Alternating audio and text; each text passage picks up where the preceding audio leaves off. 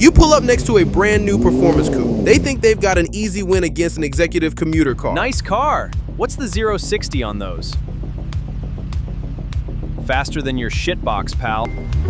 The light turns green, and before they even realize what happened, you've put 3 car lengths on them.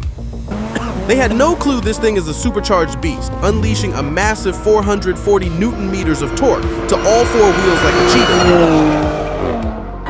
The B8 Audi S4 is one of the most mechanically over-engineered stealth sedans on the market. Today, we are breaking down the supercharged V6 architecture, how a simple pulley swap unlocks supercar territory, and the common failure points you need to check before handing over your cash. This is the pre-B8 engine in an S4, a naturally aspirated 4.2 V8 that came out in the B6 and B7 generations.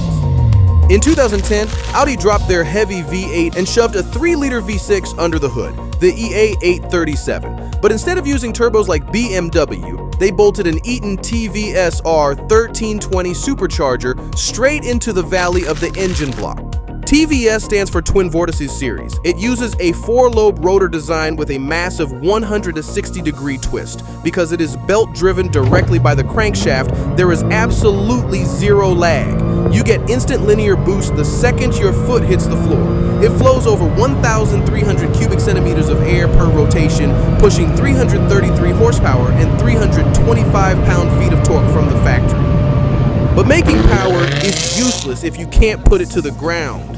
That's where the 7-speed DSG transmission comes in. This is a wet dual-clutch gearbox that shifts faster than a human physically can. It allows you to use launch control to dump power to all 4 wheels through Audi's Quattros.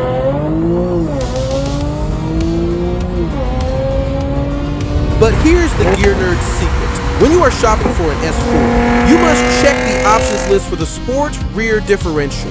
Standard Audis naturally understeer. They want to plow straight in a corner. The active sport differential physically vectors torque to the outside rear wheel, forcing the rear end to rotate. It completely changes the chassis from a heavy German sled into an agile track car. Factory power is just the baseline, because the supercharger is mechanically driven. Unlocking power is just a math equation. To spin the supercharger rotors faster, you shrink the supercharger pulley and enlarge the bottom crank pulley.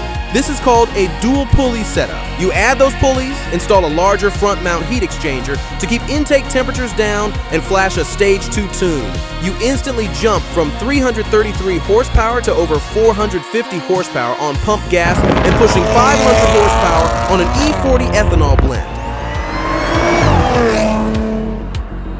The chassis ran from 2010 to 2016, but there is a massive divide in the middle. The B8 2010 to 2012 has a raw hydraulic steering rack that purists love, but it uses an older, more fragile DSG transmission. The B8.5 2013 to 2016, Audi updated the exterior, swapped to electric steering, and most importantly, they heavily upgraded the mechatronics unit inside the DSG transmission, making it significantly more reliable. If you have the budget, the B8.5 is the undisputed target. Before you hand over 15 grand, here is what will break. First, the PCV valve and thermostat. They live directly underneath the supercharger. When they fail, it is a labor-heavy nightmare because the entire supercharger has to come off the engine to reach them. If there is no proof it was done, budget to do it immediately. Second is the DSG Mechatronics unit, specifically on the 0B5, DL501 transmissions. If you test drive the car and feel a harsh, jerky shudder when coming to a stop or taking off, walk away. The Mechatronics unit gets sluggish, causing the clutches to overheat, detach their friction material, and spread debris throughout the entire gearbox. A full Mechatronics and clutch replacement is thousands of dollars. Thirdly, the early B8 models, 2010 to 2012, are notorious for plastic water pump housings cracking and failing. And fourthly, keep your ears open on cold starts. If you hear a rattle from the back of the engine for a few seconds, those are the timing chain guides wearing out. Doing a full timing chain service is an engine out job that costs serious money.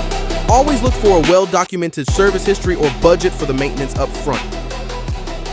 For roughly 16 grand all in, you get a supercharged all-wheel drive platform that nobody looks at twice until all they can see are your taillights. Would you build a sleeper Audi, or are you taking that money and buying a V8? Let me know in the comments. Hit subscribe so you don't miss our next deep dive. I'll see you in the next one.